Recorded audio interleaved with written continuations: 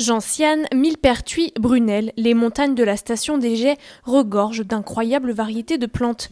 Michel les connaît toutes et emmène ce jeudi matin une quinzaine de touristes au sommet du Mont Chéry. Et le millepertuis, c'est cette fleur jaune, et quand on la froisse dans ses doigts, si je la froisse un petit peu dans mes doigts, vous allez voir que ça devient un peu rouge. On s'en sert pour les coups de soleil, les brûlures, et c'est également ce qu'on appelle un anti-inflammatoire. Chaque fleur a une utilité bien particulière, souvent médicinale, mais pas que.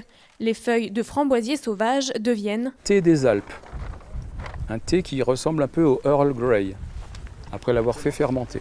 L'épicéa aussi peut finir dans une tasse. Vous pourriez même prendre quelques petites pousses. Donc on ne les prend pas toutes au même endroit, on respecte les arbres, on en prend un petit peu là, un peu là, un peu là. Vous pouvez les faire sécher et ce soir ou demain, vous pouvez vous faire une petite tisane de sapin. Vous verrez, c'est très goûteux. Au fil de ces 10 années à parcourir les sommets, Michel ne voit plus les fleurs comme de simples plantes. De plus en plus, on s'aperçoit que les fleurs, par leur vibration, amènent également quelque chose de guérisseur. Donc de plus en plus, on va vers entre guillemets, une médecine un peu vibratoire. Et les fleurs, parfois, on les fait macérer dans de l'eau, au soleil, et elles transmettent une information à l'eau. Avec lui, la nature passe avant tout. Cueillir les plantes, oui, mais toujours en respectant la flore. On cueille de manière éthique, ça veut dire qu'on prélève une fleur sur 10, de manière à laisser d'autres fleurs faire des graines et assurer la pérennité de l'espèce. Et même si on prélève une racine, souvent en laissant un bout de racine dans le sol, on voit qu'après il y a des nouvelles plantules qui viennent.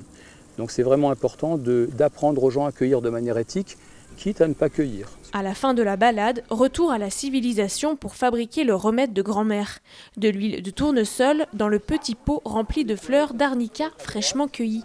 L'huile que vous venez de fabriquer, vous avez vu, on fait ce qu'on appelle soit un macérat huileux, soit une huile qu'on va solariser. Donc maintenant, je vous invite vraiment à la mettre au soleil. L'huile va s'imprégner de différents types d'énergie, du soleil, de la lune et de la terre. Voilà.